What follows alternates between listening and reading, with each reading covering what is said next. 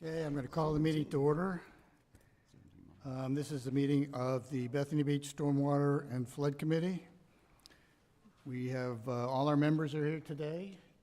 Just to give a quick introduction, Jack Gordon over here on my right, our previous mayor and involved in lots of things with the town. Bob Collins, who is a resident of the town and also involved and works for the Center for the Inland Bays. To my left is Matt Kirks. He lives in one of the areas that floods quite a bit in town, so he's very familiar with the situations in town. And Bruce Fry, who luckily doesn't live in one of the areas that floods. Not yet. Not yet. But was the previous chairman of this committee. And Chip Smith, who does live in one of the areas that floods quite a bit, and was previously, did a lot of work with the Corps of Engineers, and actually you're still doing something with the Corps, aren't you? Well, I'm doing a little bit of consulting, both for the Corps and for some Indian tribes on the West Coast. 55 tribes I just had a Zoom with a few moments ago. I'm going to go out and visit with them and hear their views on wind farms. Cool. Okay, and we will have a new member joining us. I'll get to that here in a little bit, but he's not here right now, but he's coming late to the meeting. I'd like to get a approval of the agenda. Do I have an motion? So moved. Second. Okay, those in favor? Aye. Okay, also approval of our previous minutes of our November meeting. Do I have a motion? So moved. Second? Second. All those in favor? Aye. Okay. We do have a new member joining us. His name is John Russell. He was confirmed by council at last week's meeting. He is a non-resident of Bethany, lives in North Bethany. However, he is I would call him an expertise and with a vast interest in this type of things. He will be a non-voting member when he joins us.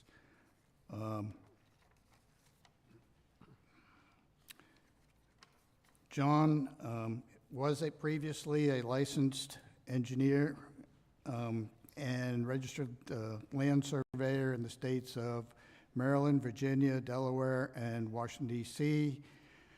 He has designed small stormwater management retention ponds, studied tides, tide datums, and calculated mean high and low tides. From these, he has determined property boundary lines, performed hydraulic surveys of streams, ponds, large storm retention ponds. He also currently performs surveys, hydrographic surveys, in his free time in Beach Cove and the Indian River Bay and some of the tributaries. So he will be joining us as a new member today. Let's see. We're going to start off with our speaker, Rob Nicholson. Rob is with the University of Delaware, Blue Tech Program Manager, and will be speaking on the blue economy. Rob's presentation will focus on economic activities related to the coast and marine environment. It will address these efforts that allow us to address key issues around climate change, sea level rise, and coastal resilience. The University of Delaware, through its Lewis campus of Advanced Robotics Discovery Robotics Discovery Lab, is on the cutting edge of the blue economy efforts nationally. Rob's background includes meteorology and oceanography with the U.S. Navy, a division called METOC. He has been involved with business development and technology development throughout his career and is currently Naval Reserves assignment with the 10th Fleet Cyber Command, Navy Space Command, where he serves as a staff METOC officer and provides training and operational integration support for the U.S. Space Command.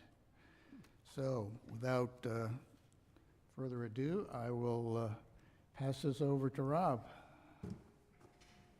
Thank you for coming and doing this for us, Rob. Thank you, Ron, for the invite. All right, let me start my timer. Ron said keep it quick. So appreciate you guys coming out for this presentation. Wanted to give an update around the Blue Tech program, which is the program that I'm leading for the University of Delaware. As Ron had mentioned, I do have a Navy background. I joined the Navy back in August 2000, and I've been in ever since. So I've had enlisted tours, officers tours, operational tour primarily, a couple overseas tours. And then I've transferred from Cybercom, where I was doing a lot of space operations work, which is pretty cool. Essentially looking at satellites, that's kind of my work. And then currently I'm down at Fleet Weather Center in Norfolk, so the Tidewater area, Hampton Roads. So they definitely have a lot of issues around coastal zone management and flooding down there as well. So that's my background on the Navy side. There's some history between the University of Delaware. I actually moved down here in 2006 when I got off of active duty, and I've been here ever since. So I am a Sussex transplant, but I have been coming down since the early 80s. As a kid, my grandparents lived down here in Rehoboth for their whole lives. So I'm very familiar with Sussex County. I love Sussex County. I call it home now, Newcastle County. I go up there every once in a while, but primarily spend my time in Sussex. So I started interacting with the university, really trying to understand what were some of the ocean robotics programs that I could support. They have a College of Engineering up north, and they have the College of Earth, Ocean, and Environment down south. So I started to collaborate a lot with the professors that were involved in some of the programs, but weren't building anything specific. So that's what I started in 2017, started interacting with them, scoping out and mapping out what a more formal Blue Tech program would be. And essentially, down at the bottom, you'll see my partners in crime, Dr. Art Trebanus and Dr. Bert Tanner. And that's what we've been focused on for the last couple years. So essentially, I went through trying to understand, what were some of the core competencies and expertise that the Center for Autonomous and Robotic Systems currently had. And the Center for Autonomous and Robotic Systems is a center that was actually based up north in Newark, and it brought together a pretty disciplined, multidisciplinary group of folks that were all looking at robotics as a general area, but there was a couple different pillars that they were focused on. So I hyper-focused in on the environmental side, called it Blue Tech, and that's what I've been working on ever since.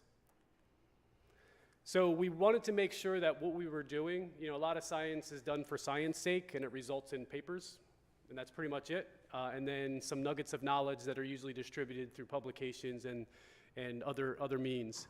So we started looking at the blue economy and what was actually accelerating. So very small print there. You probably can't see it. I can barely see it over here, but you see a bunch of hockey stick growth areas. So these are a lot of the activities around the blue economy, aquaculture, fisheries, offshore wind, that we see as an area of growth that goes beyond our surf zone, right? So things that are happening in the littoral areas or the coastal areas of our lands, of our country and our states, there's a lot of growth to be had. So from an economic development standpoint. So it's our job with the science that we can produce and the science that we've done is to answer the hard questions. So I know offshore wind is a topic that is in the area right now and has been for a couple years. Very prickly, right? It's not I wish it was a yes or no. It's not that easy. So there's a lot of science that needs to be developed. There's not a lot of data that needs to be collected, and that's really our role in this picture right here. So again, we verify with industry. We want to make sure that we are developing science and engineering that is leading to products and policies and other, not just papers. So we started seeing the headlines coming about on what industry was doing as it pertains to investing and operationally integrating some of these technologies into their day-to-day. So if you think about some of the traditional activities associated with offshore work, coastal area, fisheries, and things like that, many times it's very rudimentary or they have archaic technologies. So some of these technologies that we're seeing that are being invested into, from DoD to oil and gas to offshore wind and even coastal zone management, we have a lot of those assets on our campus already, and we've been working with them for about 10 years. So essentially the goal there was to validate that there was an actual area of interest on the industry side, and it further gave us more opportunities to explore industry partnerships. So we looked at some of the growth patterns and we compared it against, there was a report that was put out, and we plucked this chart. But it demonstrates that over the last couple of years, there's been explosive growth in the aerial drones. I mean, think about the last fair or outdoor event that you went around here. You're always seeing one of the quadcopters flying over, buzzing around, taking pictures. So the amount of growth that has happened in the aerial drone market has been significant, and we're seeing that growth starting to tick up in the maritime side. All right, so here's Project Able. I'm a Navy guy, so acronyms are really great. So ABLE, so Align, Build, Leverage, and Expand. So essentially we wanted to align some of the university's other colleges and disciplines to be focused specifically on ocean robotics. So we also wanted to build awareness around our collective skills and talents. So many times, large organizations like a university are pretty siloed in nature, their funding, their programs, and their leadership. So we wanted to showcase that it's not just a college-wide effort, but it's a university-wide effort. And we've been actively developing further partnerships with Navy, NOAA, and US Coast Guard, because they have a lot of needs from a scientific perspective as well, and what better organization for them to partner with is an organization that specializes in providing the academic rigor that scientists do. And then leveraging our strategic location. So if most of your science and technology, or what I refer to as RDT&E, so research, development, testing, and evaluation, is actually conducted in Norfolk, Virginia, and Rhode Island. And so we're close proximity to DC, which has DARPA, the Office of Naval Research, which I was stationed a couple years ago, and most of your leadership at NOAA, Navy, and other. So Delaware, and specifically the Lewis campus, is an hour and a half away. So it's literally a day drive.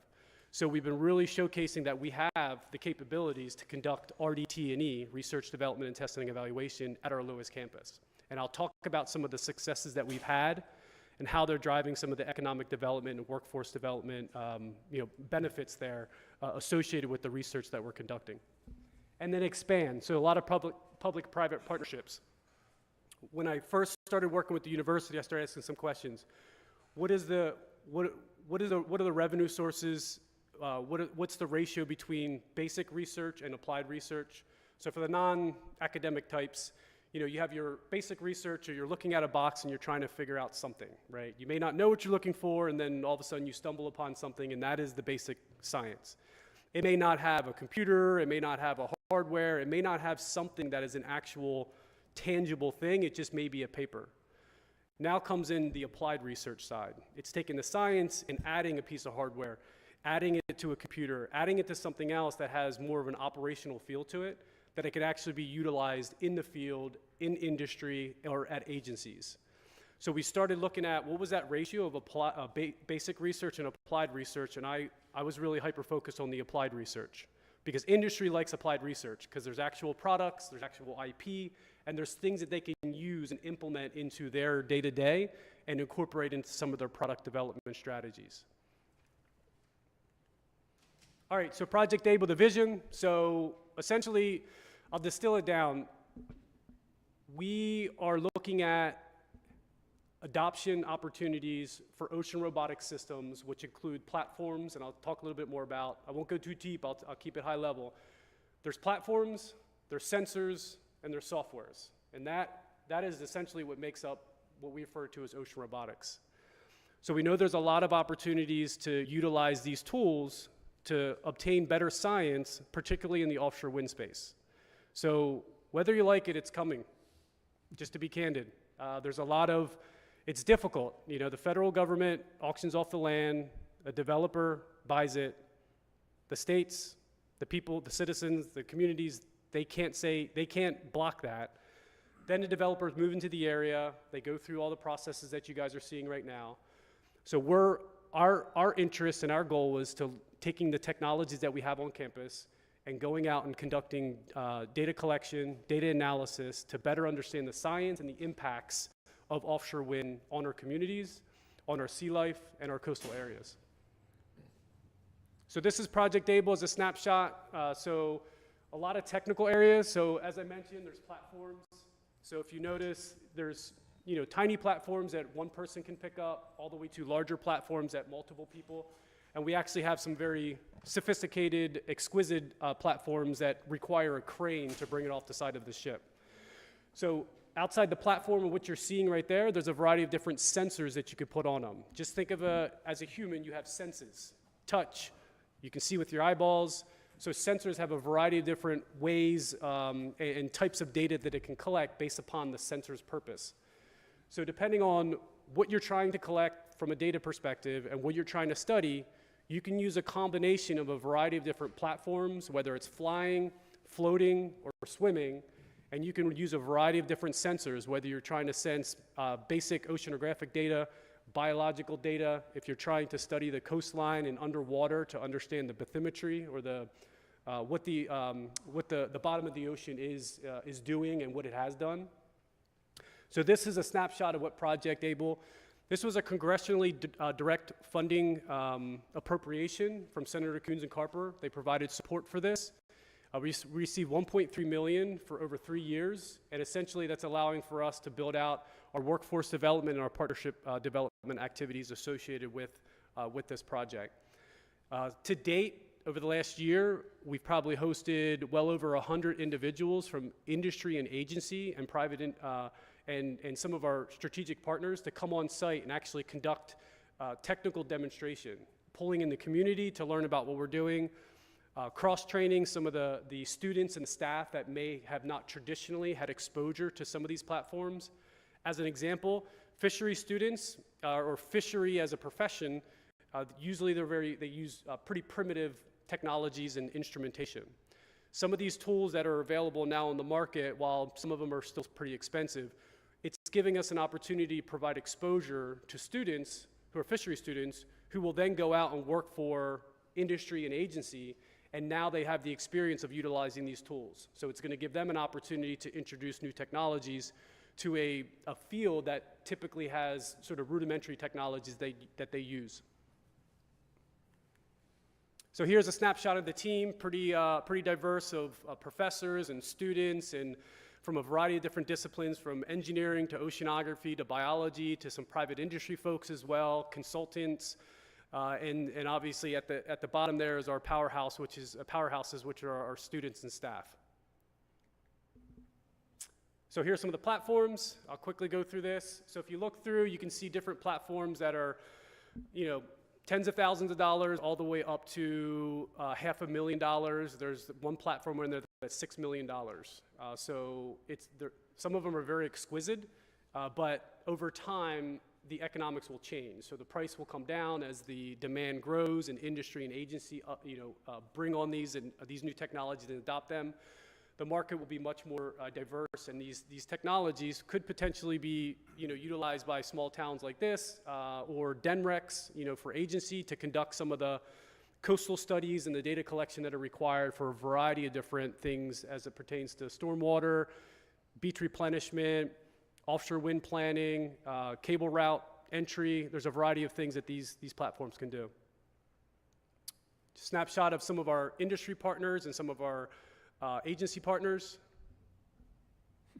Already covered some of these, but our core focus area, so we had an opportunity to bring in about 100 community members last December, and we went through a series of workshops and exercises to understand what was the main areas of interest for Project Able and the work that we were doing. And essentially what that resulted in is the primary core area of aquaculture, offshore wind, and robotics, with innovation and entrepreneurship also involved in that. And then particularly of interest was talent pipeline. I think we're all familiar with the brain drain down here, where we have, some of our kids and grandkids are, going off to college and they're never coming back. So this is an area these areas here are areas that we're focused on to provide exposure to some of these technologies and tools, and our hope is to provide more opportunities in Sussex County for our kids and grandkids. I don't have any grandkids, by the way, just 2 teenagers. And then some of the secondary items to look at is maritime shipping, port security, ocean tourism, and recreation, because those are Delaware and Delmarva specific areas from an economic perspective. Some of the thematical areas, so offshore surveying, mapping. I'm not talking specifically offshore wind, but there's a lot of needs to understand what the topography of the ocean floor is for a variety of different reasons. UXO, unexploded ordnance. So some people don't realize that there's still a lot of things out there that if a boat or something makes contact, it will blow up.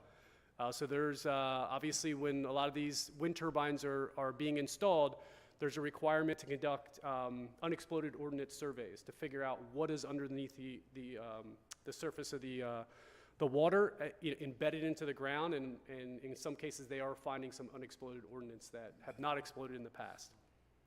And then mapping and monitoring. So I'll give you an example of one of the technical demonstrations that we did. So we invited Liquid Robotics as part of the Boeing company, and you can see that platform in the upper picture. It's basically like a medium-sized surfboard with solar panels on top. It's got some instrumentation and antennas hanging out of it, and then on the underbelly it actually has a long tether with a fin. So it doesn't have a central propulsion system. It actually rides, hence the name wave glider. It glides along the wave. So it harvests the energy of the motion and the energy in the current just below the water to move along the water. So last year we deployed it off our coast. We had the engineering team of the company come with us. We had staff and students, which you see some of them in the picture. And right before Thanksgiving of last year, we deployed it, went 230 miles round trip over a 1-week period, completely by itself. So completely unstaffed, uncrewed. So what it did out there is it collected a variety of different data. So oceanographic data, atmospheric data. I think we had some sensors on there for biological data. So this is an example of a platform that could be put out there for extended periods of time. So if you want to study migratory patterns of whales, or you want to sense biological changes in an area seasonally, you could set one of these platforms out there, and it could stay out there for a very, very long time. Honestly, it could stay out there for years. The only problem is biofouling, so buildup of algae and barnacles and things like that on the platform. A couple other activities, small startups. Small startups usually lack capital, so we can offset some of the costs associated with fielding their technologies. So we were able to bring them in.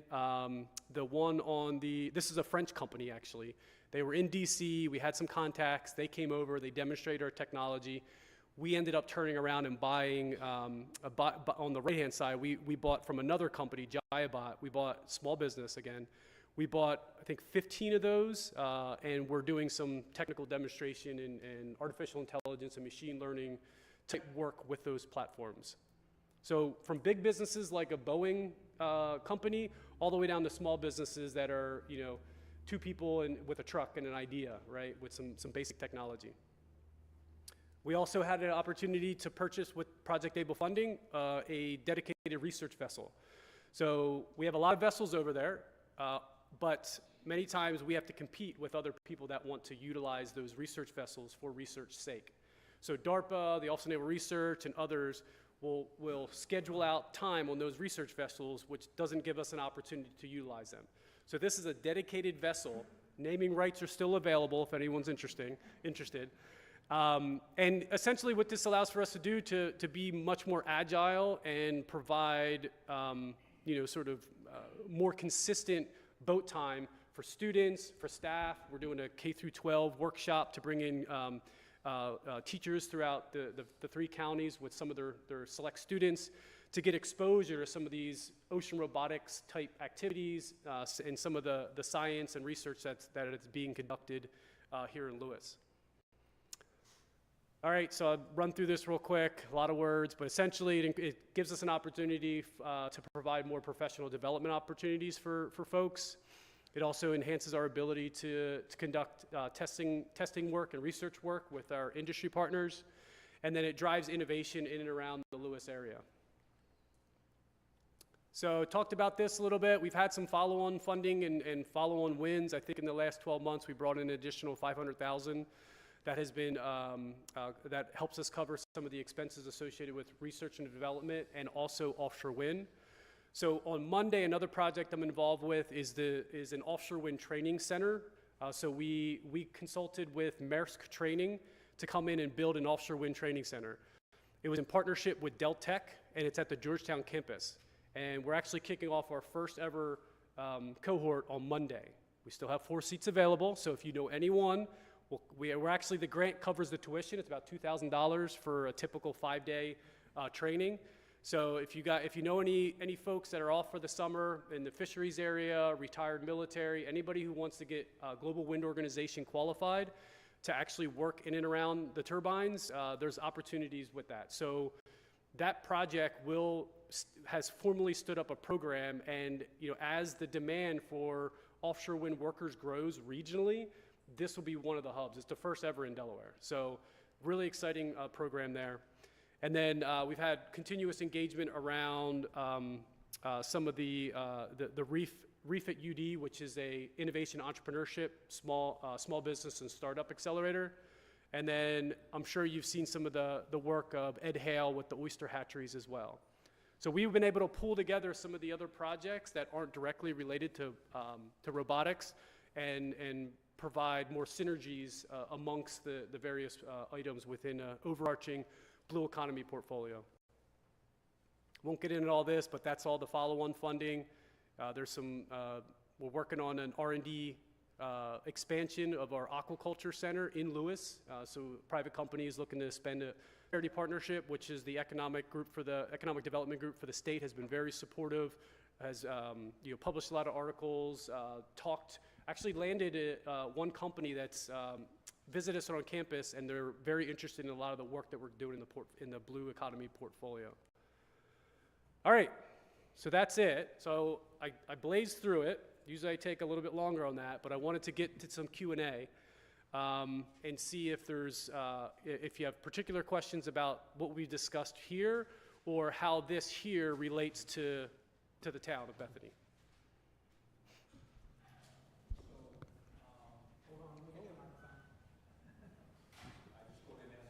He's got a microphone. Get a microphone. Test. We're being recorded and broadcast live. Boo, boo, okay.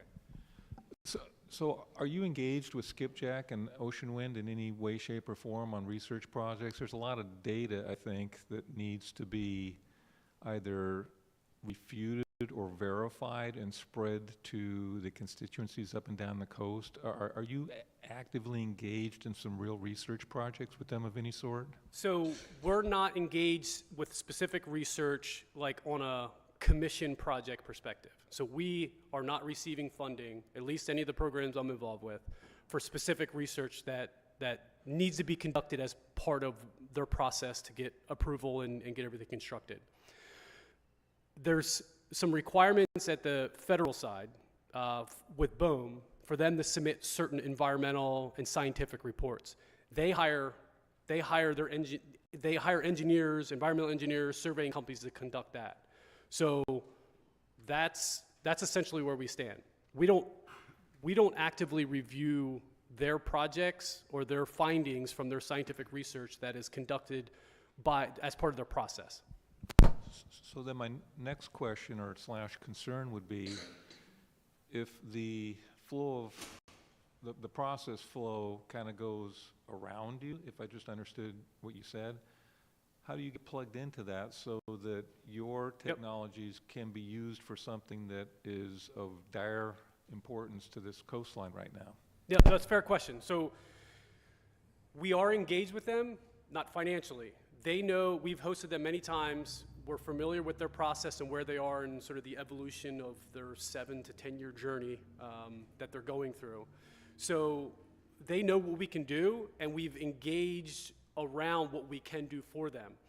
The interesting thing is, as I mentioned before, BOEM runs the auction. It's a federal agency, has nothing to do with Delaware, nothing to do with University of Delaware. They run the auction, the offshore wind developers bid on the land, they start doing all the environmentals and all the surveys and everything. So there's no requirement for us to be involved.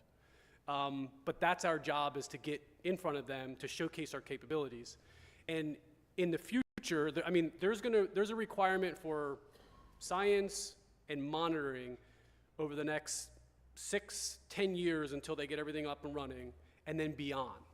So there's a lot of tools that we do have that have applicability specifically for offshore wind, and they have entertained utilizing that in some form or fashion. Great, So thanks. it's kind of a weird situation. Like, if we're getting paid to do science for, there's a lot of conflicts that could be brought up. But once they start moving, there are requirements by the federal government for them to provide certain data and science, and we certainly can participate in that. Right. We don't want to be involved in the very, very, very front end, because now we're trying to, we could potentially be perceived as influencing the outcome, and that's not our intent.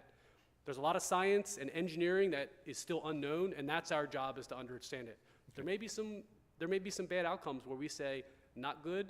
There may be some good outcomes we say it is good. Just as long But as you essentially, verify that's it, what that's what we're here for. Okay, great, thank you. Rob, have there been efforts through either business or academic using some of the robotics and whatever relative to resilience? Yes. And if so, can you elaborate on that? Yes. So resilience is a big word, right? I know it is. It's a very big word. And I'm thinking of along the ocean here now, Yes. but maybe you can address also the bay side too. Sure. I mean, so blue tech is any type of water, whether it's sort of closed in, large lake. I mean, we've done a lot of work in the Great Lakes. We've done a lot of work on the Chesapeake. We've done a lot of work down in Assateague, and even the coastal areas. From here, I mean, probably my program specifically, most of the Mid-Atlantic region. But the rest of the UD group, they've done work around the world, from studying penguins in Antarctica to the Pacific Ocean, all over. So what is the relevancy to resiliency? So if there's data that needs to be collected, that it may be too expensive or out of reach for a small town or a lake, we can deploy our technologies to fill those gaps. So I'll give you some examples. Let's say Silver Lake, let's say they haven't dredged in a while, or they're not even sure what's going on underneath the surface of the water. Typically, they would hire an engineering firm. The engineering firm would come out. They would have a small, metal vessel, and they'll go around with a stick and a GPS, and they'll go through and they'll mark it. And that's a very rudimentary. I'm sure there's some newer technologies that some of the engineering companies use these days, but some of the conversations I had, that's still kind of the case. They'll put their muck boots on, they'll walk through, and they'll go like this. And then they'll compile all the data and go back. Well, we have some of our platforms that you can outfit the front of it with a basic fish finder sonar, like this one right here. And the benefit of it there, it doesn't actually have a propeller. It's all jet powered. So it can get along the coast, it can get along the edge of the lakes. It could go through grasses, it can go through thicket, it can kind of work its way around. And you can mow the lawn as a pattern that they refer to when you're doing mapping. You could run it back and forth and actually extract the data. So in that case, there is a lot of applicability to it. Another thing is, we've done some work in the past with Assateague, because if you guys are familiar, deep ocean doesn't change a lot. Like, the bottom of the ocean is the bottom of the ocean. It's probably going to be the same for the next 20, 30 years, unless something catastrophic happens. Your coastlines, they change with the tides, they change with every storm, they change on a monthly basis, a quarterly basis, they change on an annual basis. So there's a shelf life of all the data that you collect, from on a Tuesday. That next day, something has changed. So to be able to rapidly deploy in a more cost-effective manner, this here, which is it goes 40 miles an hour, it's the 007, the wheels pop up, it's a jet ski, it's pretty cool. I haven't ridden it yet, but my birthday's coming up, I've got to request it. You can outfit it with a variety of different sensors, and you can run up and down the beach and actually collect data to map the coastline, for beach replenishment. And then you fly a quadcopter over top, and you can get an aerial view, wider swath. So these technologies are tools. So if there's a need to collect data, there's probably a use case to utilize something like this as opposed to maybe a more traditional version of how you would collect data, how you would generate maps, and essentially the data turns into insights that informs decision making, and that's essentially what some of these technologies and platforms can do. So I'm sorry. So acetate. So the coast changed so much that a lot of times they don't know where the sand's gone. They have a beach replenishment project. They spend millions of dollars. A big storm comes through. Then there's maybe some tidal fluctuations, and then they're trying to make decisions around future investment, or what do we have to budget for, or this is supposed to be a big hurricane season. Like, how's that going to impact our lands down there? So being able to rapidly deploy some of these technologies, which we have in the past, and we're actually planning to do some work with them, we can collect some high-resolution data to inform folks like you or others, to say, hey, like, we need to act in 2026 and not wait till 2027 to do a beach replenishment, as an example. So just wanted to give you sort of a wide range of different examples on how these technologies, but again, I'll distill it down. I'm not a professor, I'm not a PhD. These are just tools to me. They're really cool tools, and some of them are super expensive, but they're tools. So if you need to collect data, whether it's biologic or mapping data to inform decisions, these tools could potentially be utilized to conduct that. And the good thing is, I'll give a little pitch for the university. We're right here. If you're bringing some engineering company in to do the similar type of work, they usually bake in a lot of overhead. They bake in a lot of weather days and things like that. So there's a lot of flexibility to work with the university, and sometimes we can offset the cost, and we're also giving students in the local area an opportunity to learn more intimately what the problems are and what some of the challenges that small towns like Bethany would have. Does that give a little bit more color to the? Yeah. Have you worked at all with some of these replenishment dredging companies? They used to have these big pyramidal things that drove out into the ocean to measure, and then I've seen the boats that go straight out and right into the surf and then back out and keep doing that continuously. But is there going to be an easier way in the future to do that sort of thing? So utilize, just like any tech startup, just similar with the university, new technology, the major issue is scale. How do you scale to, hundreds of miles to operate one of these things? It's very difficult, right? So what we're seeing is, it's not traditional surveying ships that are saying, we're shutting our whole fleet down and we're moving over to a bunch of UUVs. Like, we're not seeing that.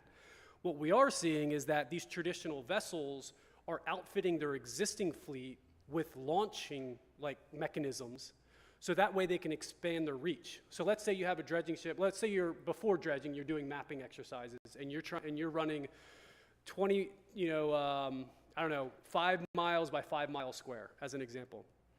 Instead of having one ship that goes back and forth over a couple weeks, and you're collecting the data, they'll outfit their vessels with launch capabilities to be able to launch 2 of these to ride on the sides, so they're operationally augmenting an existing operation or a service with some of these technologies.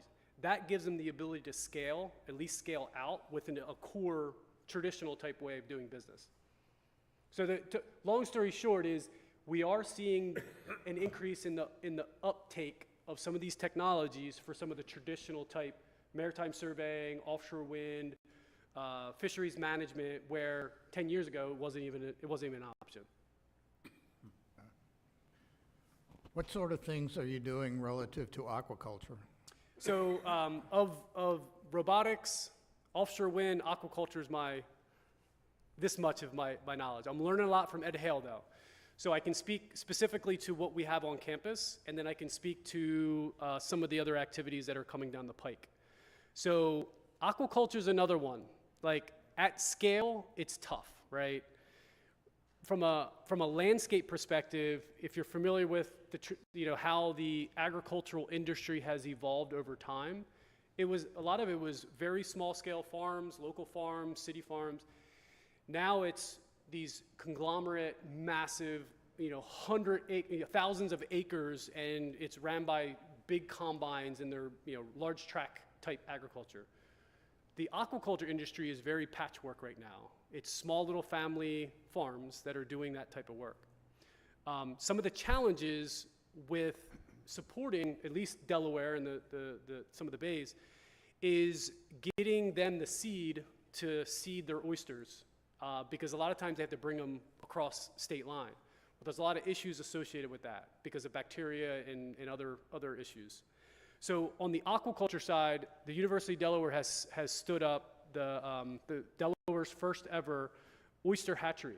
So essentially, they're getting the seeds, they're getting them to a point where they can seed oyster shells, leftover oyster shells, and then they're selling them to the farmers, and the farmers can just basically deploy them out to their farmed areas. So that's one area that I know that's getting a lot of attention, and so much so that DENREC typically has just by default has overseen aquaculture. Department of Agriculture is actually looking at that and saying, this is more of a commodity. This isn't necessarily what DENREC should be % of our seafood. He was like, that's crazy. So, I mean, it's an interesting fact. So I think that you're starting to see aquaculture, in the water and on shore as another option for food security. So we're doing some work there. We're also entertaining, as I mentioned, a startup that has just, CH4 Global, they just closed the seed round, 50 million invested, and they're looking at investing $1 million in Lewis to stand up an aquaculture R&D center. The difference is it's actually not for food production, it's actually for climate change. So what do I mean by that? So they've actually, they're modifying algae, and essentially it reduces methane. So you feed it to cows, and it reduces methane out of cows. So it's a very interesting project, but it'll be an R&D. So, and there's a variety of other activities that I know on the fisheries and the aquaculture front that Ed Hale, I'd recommend bringing him in to talk in the future, but he can give a lot more depth and breadth with regards to the portfolio in aquaculture. Any other questions? Yes. Microphone, you might get yelled at.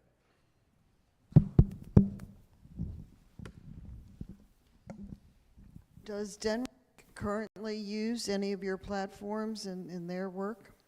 So, quick answer is yes. Now, do they directly use it? Not necessarily, but they lean on us for a lot of things. So, DENREC has their day-to-day, and when, we've noticed this, and this is one of the areas that we have provided value, is that whether it's DelDOT, Department of Ag, DENREC, or other, these state agencies are sort of limited. So it doesn't matter if they get a large bucket of federal funding for a specific program. They may lack capacity or capabilities, right? Maybe there's people that aren't on staff that have that area of expertise to fulfill the requirement of that federal grant. So they'll reach out to us. So there was an effort, you guys familiar with the artificial reefs out here off the coast? So a bunch of old New York trolley cars, they basically just dumped them off the coast, and it was part of an artificial reef activity.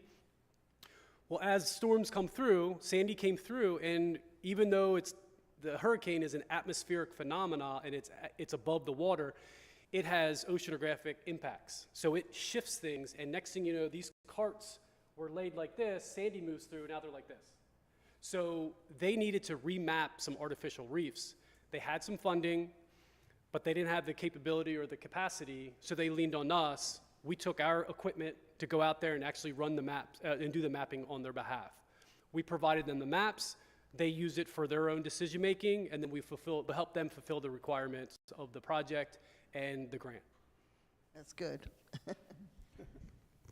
Do you charge these companies for We do. this sort of thing? Yeah, so, I remember this is a funny, I know I'm being recorded, but I think it's funny.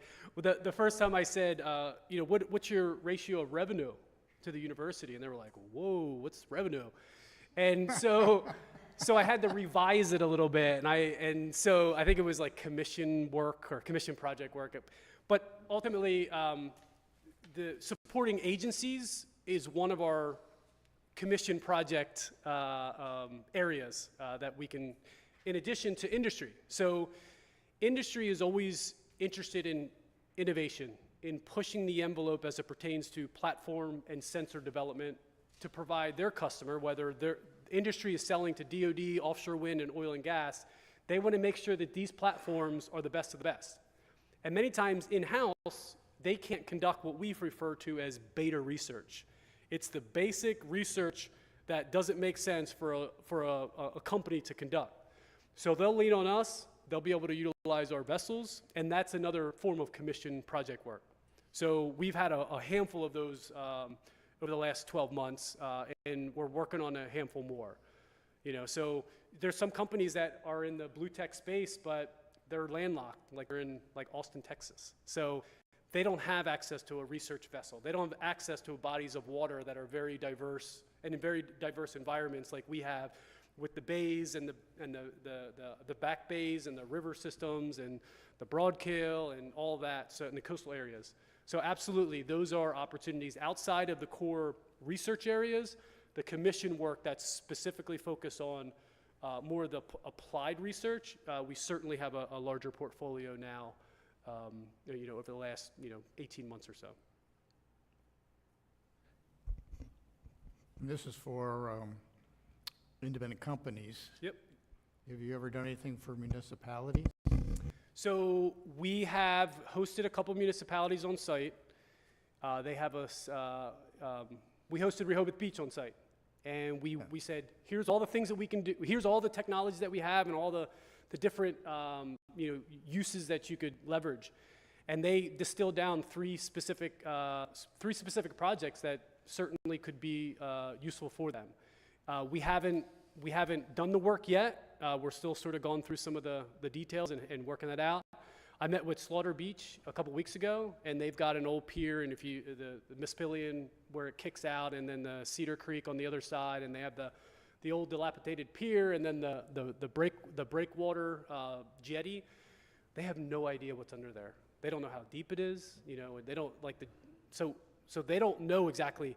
So what we're scoping out with them is to figure out, can we put together a project and get it grant funded from somebody else? I'm a firm believer of scoping out a project and not worrying about the money, because at least we have it, and then if a federal grant opportunity comes up, they already have what they need. They already have a scope of work, they already have their academic partner, they already have sort of the logistics laid down. So I think that would be my proposal to you guys, is that if there are some projects that are high priority and you don't have funding yet and you don't know how you're going to tackle it, and it may align with some of the capabilities that we have, we can certainly go through and start to scope out, at least at a high level, what are a couple projects of interest, and get some numbers and some scope on paper.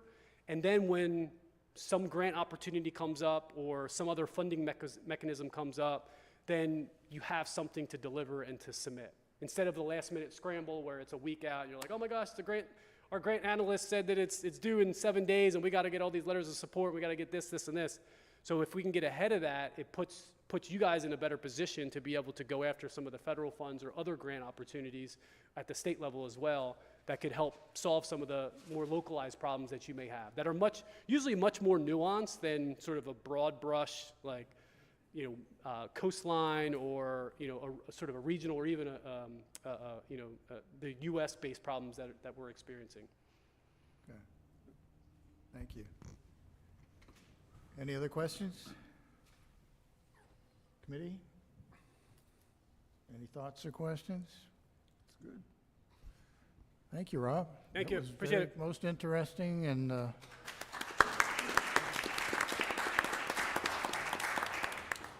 it's incredible that this amount of effort and expertise here is right here in Lewis.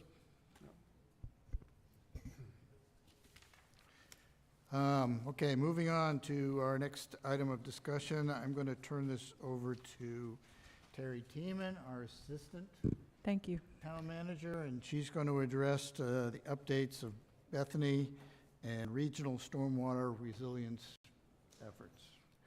Good afternoon, everybody. First on the list is a Loop Canal, an Assawoman Canal, Bladder Dam, Flap Dam. Right now, we're in phase 2 of studying that for design and engineering work. And that is 100% design, and council just approved a $378,000 contract to conduct that work. The first phase is pretty much complete, and it was a little over $250,000. We are seeking a FEMA grant, and I'm continuing to work on two. They're on my desk as we speak, and we're flushing them out and working with our engineers to actually apply for that. The phase 2 will include environmental assessments, permitting, all the permitting obviously we'll be working with FEMA on some of the permitting. And then some final design and plan development to include hydraulic designs, structural designs, electric designs, science and community information, signage and community information, and pump and generator housing. So, and lastly, and most importantly, our engineers will be helping us with public outreach and public meetings as the designs get finalized. So the next thing on the list is the Loop Canal bulkhead. This is a living shoreline and a bulkhead project for the strip of land that sits between the Loop Canal and Lake Bethany. And as many of you, as you know, it's eroding into the canal. So we recently, a few months ago, met with DENREC and established the mean high water line. And during that meeting, we were able to, DENREC informed us that if we put the bulkhead past the mean high water line, that we could avoid permitting. And we've confirmed that now with the Army Corps of Engineers and with DENREC. And so we'll be designing based on that. I think the plan, we lost 3 additional trees. They weren't significant, and we plan on reforesting the project after the bulkhead is up and in place, and the living shoreline up and in place. Yeah, there's a mean high water line that's determined, and then there's a second mean high water line, which I'm less familiar with, so I learned something at that meeting. But if we build the bulkhead past that, we can avoid permitting with the Army Corps and DENREC. And so those are our plans. So, okay. Do you want me to just keep going, or do you want to ask? Go ahead. I should ask, okay. So the third thing is the back base study. As you know, that the U.S. Army Corps of Engineers and DENREC put that on hold, and we haven't heard anything about it since. So all we know now is that it is on hold. The fourth thing is the Delaware Route 1 project. They continue to look at that, but they've told us, as we visited with them twice, or they visited with us, I should say, and it is in the very early stages of planning. I think you probably all are aware of some of the buildup of the dune along the Indian River Inlet. So they have done that, but this is in very, very early stages, and we continue to stay informed with DelDOT on that project. The last thing, and probably something of major concern to the Association of Coastal Towns, of which we are a member and which our mayor is now chair, is the the DENREC Shoreline Management Economic Study Workshop.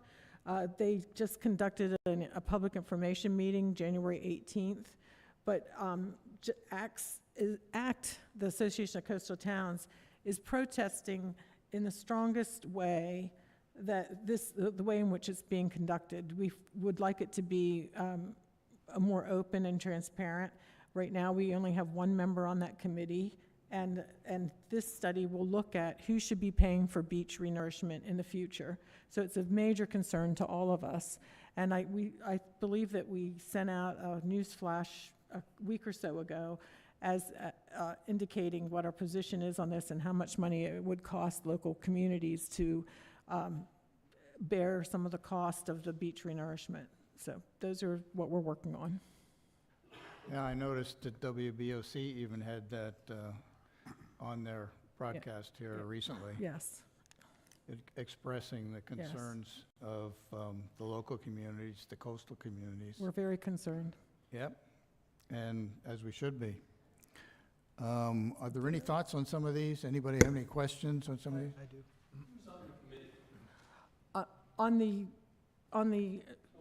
I believe there's there's 4 representatives from DENREC. Who's on the committee, the DENREC committee? I know that there's 4 representatives from DENREC. There's an Association of Coastal Towns, one representative from the coastline and one representative from the Bay community.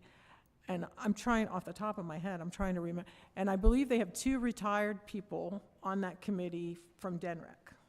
But it is a committee that was appointed by one section of DENREC, and we just think, it's, Mayor, I see you raising your hand. Microphone. She needs a. There were 20 people invited. 16 of them were DENREC people or contractors from DENREC. There was a member and an alternate allowed to come from ACT, and a member and an alternate allowed to come from the Bay communities. So it's a 4-to-1 ratio. Thank you, Mayor. Any more questions? Oh, Yeah, I do. Pertaining to the bladder, I've been looking online. Is there more information, or can I get more information on what the actual project looks like? You said we're at 100%. Does that mean design? We are doing, we just contracted to the final design work on it. There was a 30% engineering design plan, and now we've contracted to do the 100% design plan. So that is, we are mostly going to be working on permitting and testing and that kind of stuff, just to make sure all the i's are dotted and the t's are crossed. Right, and Yep. and is that available to the public? That contract is available on our website. It's under the council agenda section, because it was approved by council, I believe, in November. Wasn't it? November. Okay. Mhm.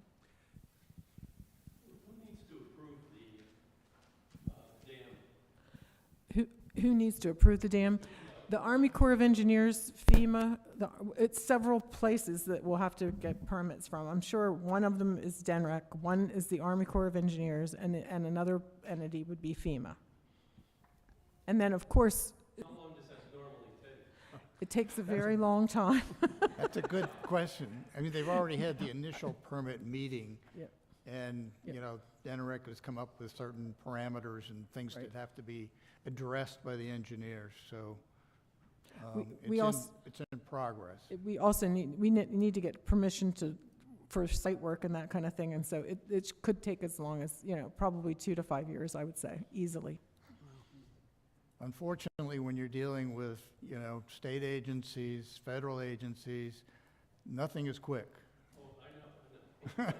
And in fairness to those agencies, in fairness to everybody, we want to make sure that we don't impact the environment negatively, and that all of the i's are dotted and the t's are crossed. So, they have requirements that we have to meet, and we're working on doing that. The engineering and design work will help us work through that. But this project has gotten over some major hurdles Yeah. already. I mean, it is already to the point where, initially, the engineers had to prove that it would work. That it would actually Right. alleviate flooding to the north of 26 and down here on Pennsylvania, and they've done that. And then after that, we had to address all our adjacent communities.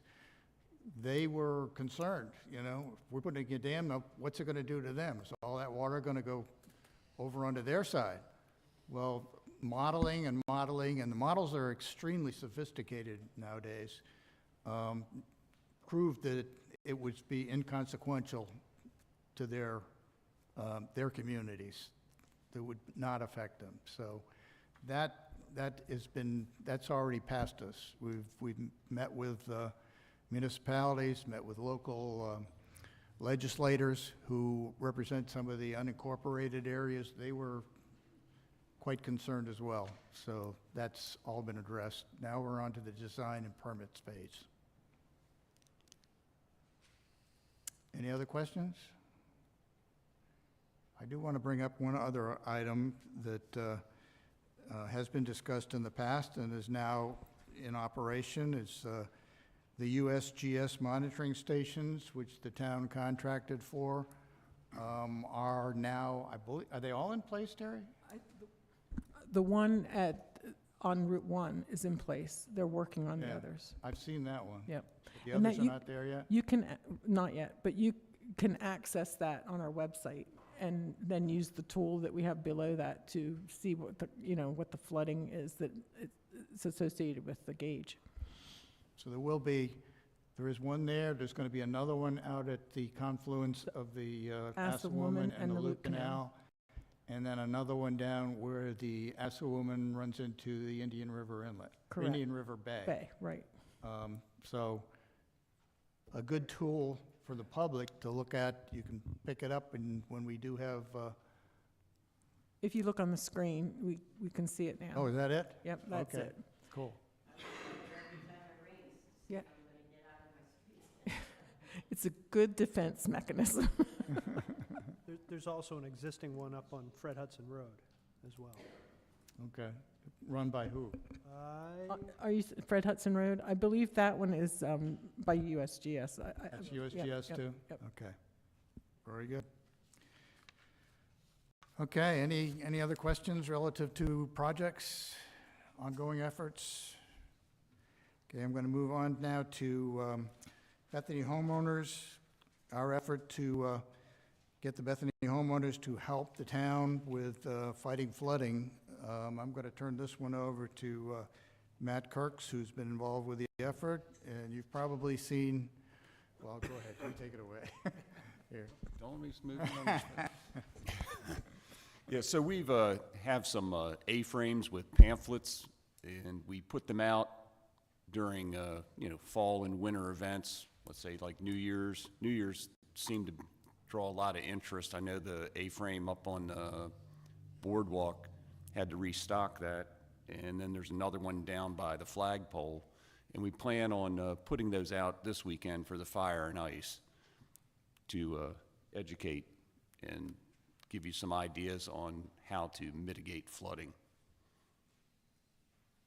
Yeah, and please, these pamphlets are available out in the lobby, so please get one yourselves, pass them on to your neighbors. Whatever we can do as citizens to help this area with flooding, we all need to work together to do that. So, the next item on the agenda here is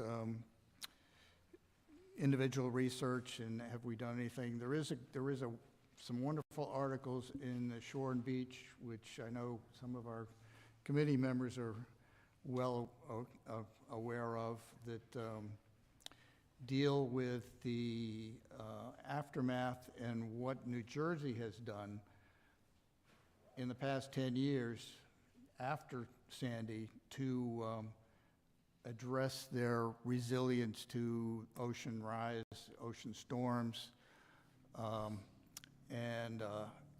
It's a good thing to kind of look through. I don't have many here, I've got one, but you can go online, I believe, and see that. That's the Shore and Beach magazine, and it's put out by the American Shore and Beach Preservation Association. Very good organization, several of us are members of it. But this is kind of a preview to what this area may be facing given another 10 years down the road. So things will be changing here.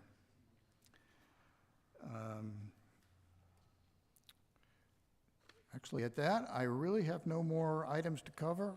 Is there any questions, or anybody want to make some comments? I appreciate you all coming today. This was a nice effort. Rob put together a wonderful presentation. We try to do this every 2 months and try to get a different type of speaker. And I've got one in mind, but I'm not going to bring it up because I haven't spoken to anybody for the next one. But please join us again in 2 months. And if any questions come up in the meantime, reach out to the committee. You can do that through the town administration, through the town website. We have had a number who have done that, especially relative to flooding over on the north side. And in a lot of cases, it's people just don't know what the town is doing and the efforts that are underway. So it's out there, and we'd love to share it. Thank you very much for coming. And I will call for adjourn of the meeting. Do we have a? So moved. A second? Second? All in favor? Aye.